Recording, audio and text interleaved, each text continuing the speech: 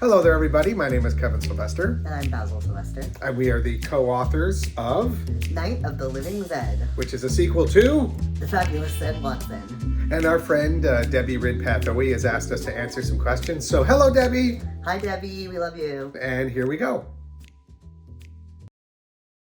So our first question is, what is Night of the Living ZED about? Well, thank you very much, Basil. It is a haunted house book. So Zed and Gabe, if you've read the first book, Zed Watson, who is our star here, who is a non-binary tween, and their best friend, Gabe, they find out that that there's a wedding happening with Gabe's sister is going to marry her girlfriend, Jo, and they want to put on a wow wedding. Now, would you agree that whenever Zed gets an idea, they are just like, it's the best idea ever, and they just like, they're at top speed. Yeah, absolutely. Yeah, so they decide that they're going to try to throw the perfect wedding. Sam and Jo are like, we do want a small wedding. And they're like, nope, it's going to be an awesome wedding and we're going to get money. And the way they think they're going to get money is by spending 3 nights in a haunted house that no one's been able to spend 3 nights in before. It only opens up every 20 years. There's a whole mysterious backstory, which you'll find out when you read it. And Zed is like, this is the greatest thing ever. We're going to meet ghosts. I love ghosts. And Gabe, who is not so much into ghosts, is like, I'll go along for the ride, I guess. Yeah. And along the way, they uncover a secret history of the house and the woman who built it with all sorts of traps and escape room type stuff and everything else. Do they find the money? Do they meet real ghosts? Do they miss Halloween, which is a big deal for Zed? But spend 3 nights in this haunted house? You'll have to find out by reading Night of the Living ZED. So the other question is, what do you hope readers take away from the book? I would say what I love about this book is, first of all, Gabe gets his time to shine. Yes, there's a lot of opera. There's a lot of opera, and I feel like I want kids to come away from this book with a newfound appreciation of a perhaps problematic but very engaging art form. Fair enough. And I think what we wanted to do also was so Zed and Gabe are in this house, and there's a lot of, as Kevin said, there's a lot of escape rooms and puzzles, and they're sort of figuring that out. I think what we also wanted to have was this kind of parallel mystery that they're solving, not just of the rooms in the house, but of the sort of the deal with the house as a whole. And I think that is maybe my favorite part of this book. And so we want readers to take away, or I want readers to take away, sort of what else is going on. Not just the fun hijinks, but also the sort of more, the heart. The heart of the book is very much this mystery about the woman who built the house and why she did that and why it's such a kooky house, wacky, wild journey. So there are some letters that they discover, some journal entries and things, and it unfolds a really, I would say, a really sweet little story that's, as we say, at the heart of Night of the Living Zed. So it's not just a scary book. It's a book with a lot of stuff going on. Yeah. We hope. That's what we hope people take away from it.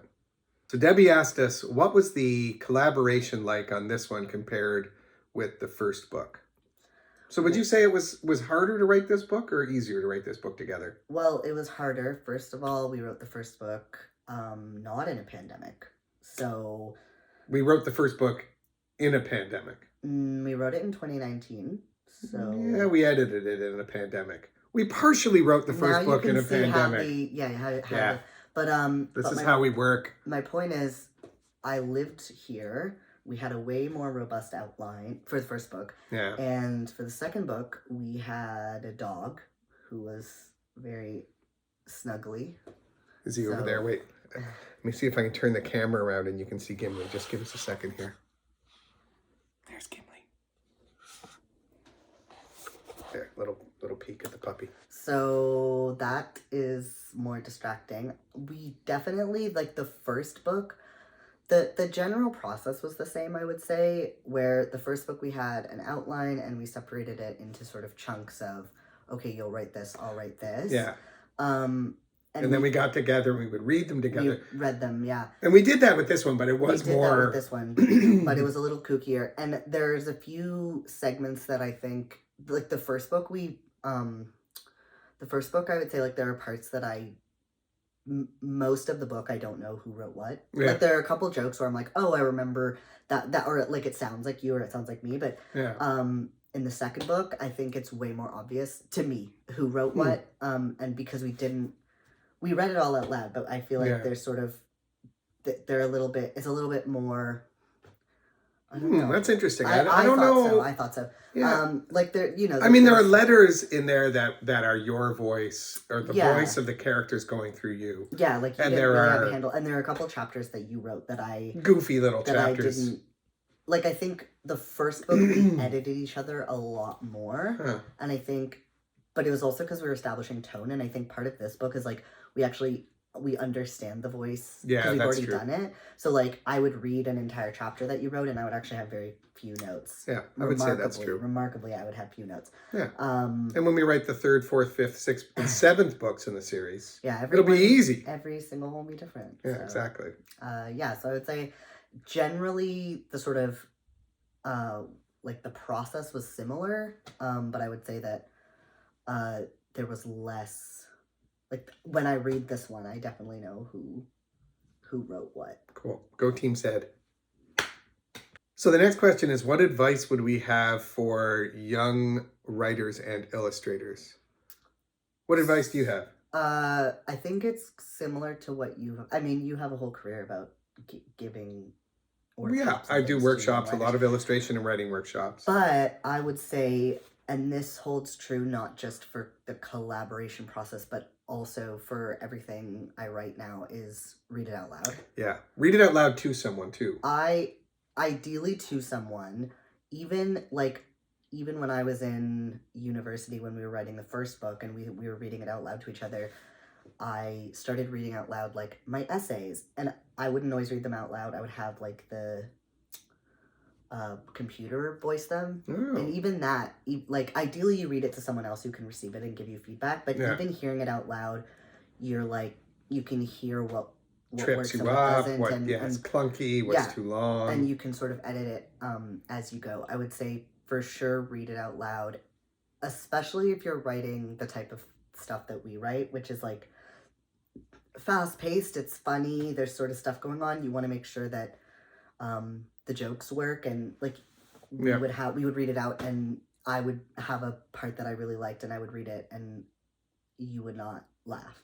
Or I would not, like, and I'd be like, oh, okay, so this... It was a great test, actually, because you convince yourself when you're writing, too, that you have said what you wanted to say, but you don't always... This is why editors are so important, too. Right. Because they're also going to catch stuff where you think, no, I said this, and they'll be like, no, but I don't get it. Yeah. Because you're transferring, when you're writing, you're transferring an idea to someone else. Well, and if they're not getting it, that's a problem. Yeah, and I think, like, we tend to think of writing... I mean, not so much you, but the sort of the cultural... narrative of writing is very much like the solitary genius. Yeah. Where something like film, we kind of understand that it takes a lot of people, but books take a lot of people too. Including the reader. And I think like one of the changes or things we tried to do with this book, as opposed to the first book, was the first book they're kind of traveling from place to place, and this one we wanted to engage the reader a little more and try and sort of have them be able to solve these clues and put the clues together and solve the riddles, and that wouldn't have come about if we hadn't sort of thought about how it was going to be received. And you should always, like, not first draft, I would say, like, don't worry about how people are going to receive it in the first draft, but like after you sort of get your thoughts on paper, really do think about your audience, because sometimes you're writing something that you want other people to read, but only you're going to read it. Cause you like, miss the mark. I think, like, really lean into writing as a collaborative process. And, I mean, we have to do that because we literally write books together. But even so, if you're writing a book by yourself or writing anything by yourself, keep in mind there's always going to be a reader. So you should really think... Like, you should read it out loud. You should... I always say find somebody you respect. Not someone who's going to tell you they love it or hate it, but somebody who will give you honest feedback. Yeah. Sometimes it's your teacher. Sometimes it's a writing group. A lot of people have writing critique groups. Yeah, you do not want to read it out loud to someone who is not going to... Critically. Anything. Yeah, or be critical. Not negative, but critical. I would also offer two quick bits of advice. One is that when you're stuck for a problem, put the thing your character loves the most at risk and see how they deal with it. So Zed loves Halloween. They have to miss Halloween if they want to do something for their friends. And sounds like an easy decision. It's not an easy decision for a kid who loves Halloween that much. So when you think about the problem in your stories, make it something that your character really cares about. And as an illustrator, I would give a bit of advice that when you're drawing pictures for a book, I would say this has been true of the Zed books. Draw your characters while you're writing. It'll help you visualize the scene. I still have to go back and make edits all the time on what Zed is supposed to be wearing because I get continuity stuff messed up all the time. But it helped drawing like Zed jumping over a hole. It helped to visualize what that scene was like to write it. Right. So, and also you understand your character's expressions, whether those are working. So draw while you write. Yeah. Doesn't need to be drawings that find their way into the book, although most of mine do. But draw while you're writing so that you really understand the character both visually and in text. Well, and I also like to sort of doodle while I write as sort of an outlet, like keeps both sides of your brain. Not yeah, that that's actually true, but it not, keeps your brain right involved. But I'm not an illustrator. Like my work isn't finding its way into the book, but it helps me to sort of visualize some the lettering. I did the lettering, but my point is like I'm saying like draw without illustrating, if that makes sense. Like got it. Just draw. Doodling, working through things. Sometimes I'm doodling stuff that's related to what I'm writing. Like, oh, we're writing Zed, so I'm drawing like a little vampire, like a tombstone or something. Yeah. And while absentmindedly drawing stuff that's sort of related, it helps me think through stuff in the background. Yep. I would also say, and this is honestly just general life advice, do not focus on one thing solely at a time. This book especially, last book we were able to sit down and write for 8 hours. This book we would write for like 2 hours and be like, okay, we're done. We gotta go do something. And that's fine. Like you should be able to take breaks. Do not torture yourself with I have to be thinking about this writing project all the time, and if I'm not thinking about this writing project, it means I'm not getting work done, because that is very tiring. So I would say like, it's part of your whole routine, but don't make it an obsession. I mean, I've been there. Like stuff is you want to get it out there, and it's on your mind, but don't stress about it. As one of my dear publishing industry friends like to say, there's no such thing as a book emergency. Like, just. I'm not sure that's entirely true. I've messed up some art deadlines where it's been a bit of an emergency to get it done on time. But my point is, like, just don't, like, the stress does not actually really add anything to your creative process. It's only going to hinder you. Fair enough. Like, don't stress about it. A couple rapid fire questions. So one of the questions was, do you have some mysterious or spooky books that you would recommend? Go. Yes, I have two. The first one I've already recommended, but I'm recommending it again because I still think about it every day, and that is The Ghost Collector by Allison Mills. It's very short. It's about a girl who can collect ghosts in her hair, which helps them. She brushes them, and it helps them move on to the other side.